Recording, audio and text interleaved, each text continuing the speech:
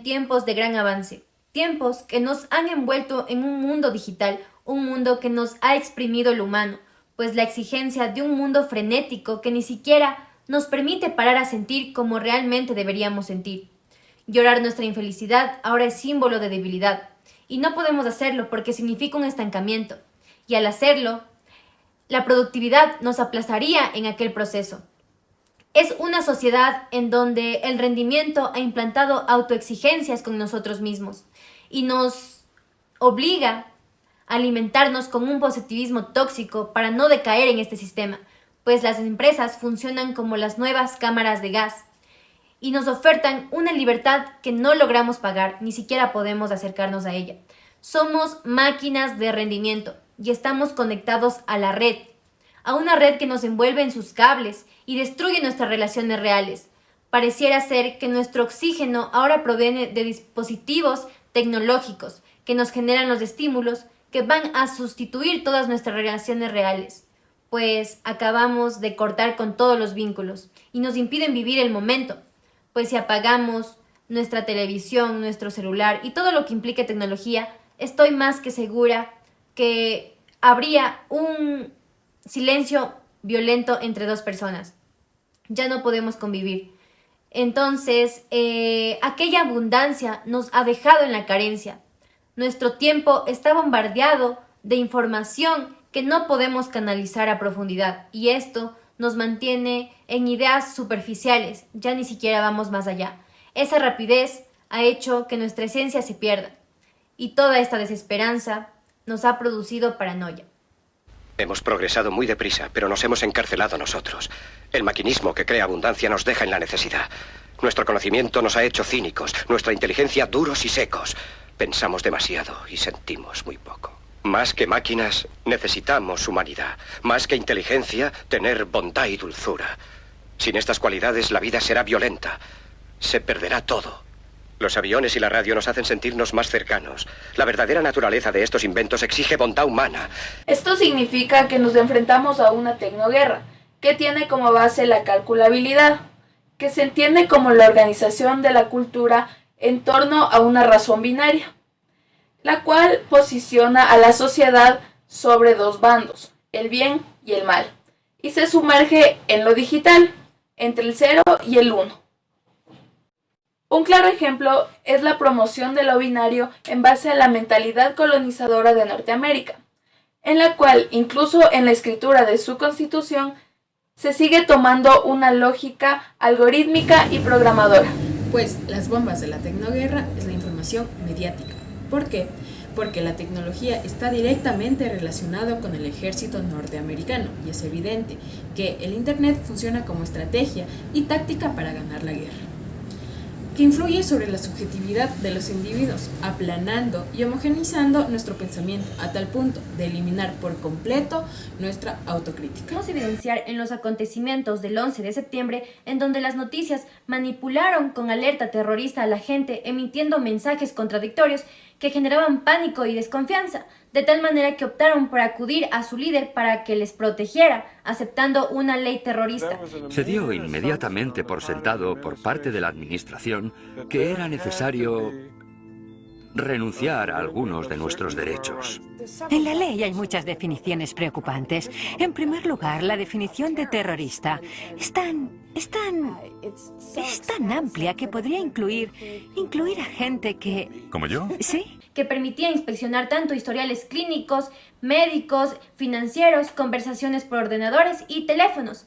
La gente estaba dispuesta a renunciar a algunas libertades para renunciar al terrorismo. El control de la población se intensificó, al igual que sus límites. Al mismo tiempo se crean nuevas necesidades por la exigencia de más seguridad, la propaganda que promovía el consumo de productos como la cámara de seguridad y los paracaídas para escapar de rascacielos.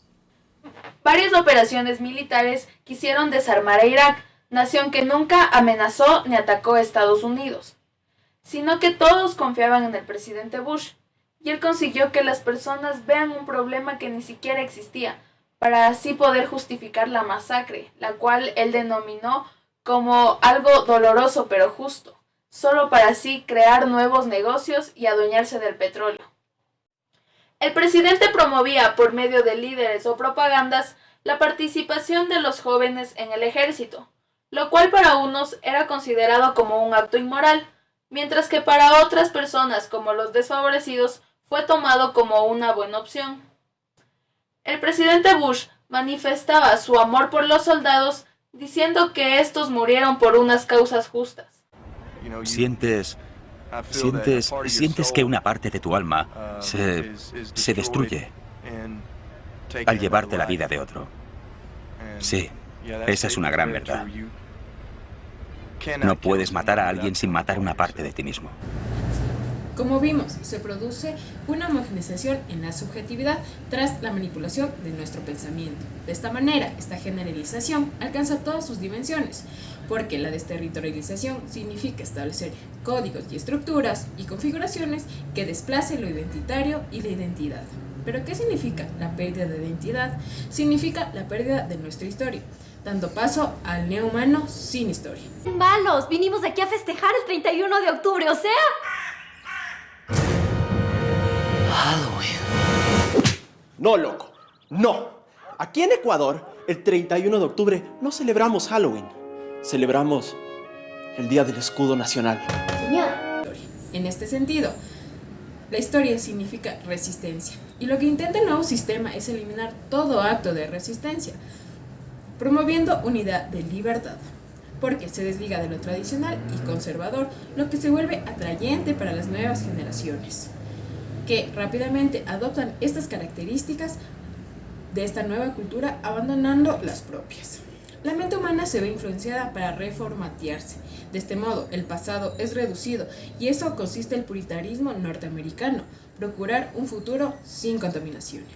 La tecnología como el nuevo Dios. Este desplazamiento de aspectos culturales sobrepone el simulmundo, es decir, un mundo digital. Entonces, se genera una contraposición, porque lo humano es algo incalculable y no podemos reducirlo a una razón sistemática del capitalismo como dominio sobre todas las dimensiones de nuestra existencia, ya que se pierde la autonomía de la sociedad y cada vez nos vemos subordinados a modelos impuestos sobre la felicidad, el amor o el estilo de vida que debemos llevar. Entonces, a medida que la tecnología nos envuelve, todos los procesos se vuelven inhumanos y la toma de conciencia es el único medio de transformación. La deconstrucción de nuestra historia puede hacer visible nuestra autonomía porque recuperamos algo que se nos ha sido arrebatado. Así es, ya no podemos diferenciar dónde empieza el mundo de lo verdadero y lo falso, pues vamos construyendo una verdad en base a la abundancia de información que vamos recibiendo. Esta información ni siquiera logramos canalizarla bien. Es decir, los procesos dentro de la sociedad se vuelven sintéticos, porque se trata de producir una humanidad desde lo industrial o lo tecnológico, para así crear una simulación de la realidad. Y al hacerlo nos enfrentamos a que nuestros estímulos se generen por medio de máquinas. La esencia de lo humano sufre una depuración que se evidencia desde los medios de entretenimiento, los cuales han sido eficaces para promover una cultura de masas en los individuos. Por otro lado, se establece una relación del cuerpo humano con la guerra, pues la tortura y los actos de violencia se empiezan a considerar como contenido de diversión que, de alguna u otra manera, se vuelve aceptable y se empieza a normalizar cuando se incrusta en varias dimensiones como en los videojuegos o la televisión. Entonces, la violencia y los actos inhumanos que se empiezan a justificar bajo la lógica de consumo de entretenimiento se vuelve tortura atrayente. Es el reflejo de esa desensibilización que se da tras la lógica binaria, que desplaza nuestro plano histórico-emocional. En este contexto podemos hablar de wormhole, y un claro ejemplo es la tortura de los prisioneros de Abu Ghraib. En el imaginario pornográfico sadomasoquista, la metáfora de la tortura abre paso a un efecto de desensibilización. El simulmundo ha aniquilado nuestra voz, porque cada vez necesitamos menos de ella, ya que reducimos nuestro mundo hablante y optamos por un mundo en base a la interpretación de códigos, pues nuestra identidad y singularidad queda obsoleta. Para contrastar esto con algo que estamos viviendo en nuestra actualidad y en nuestra realidad, podemos mencionar a los smartphones. Como nos dice Han, los mensajes cada vez nos exponen menos al otro, y esto como consecuencia trae que el otro desaparezca como vos. Hay que considerar la complejidad de nuestra sociedad, pues hay cosas que no pueden ser calculables, como la propia historia, que es tan importante para la sociedad como para los sujetos. Sin embargo, actualmente existen varias aplicaciones que sustituyen nuestra historia por otros esquemas de automatismos de programación. Por ejemplo, aplicaciones que definen enfermedades mentales, y de ese modo vemos cómo nos quedamos reducidos a simples códigos, sumiéndonos en la inmediatez de un mundo que no va más allá de la superficie. Eine Gesellschaft, die vom Verbot oder vom Befehlen beherrscht ist, sondern in einer Leistungsgesellschaft, die angeblich frei ist, die vom Können, Kern bestimmt ist.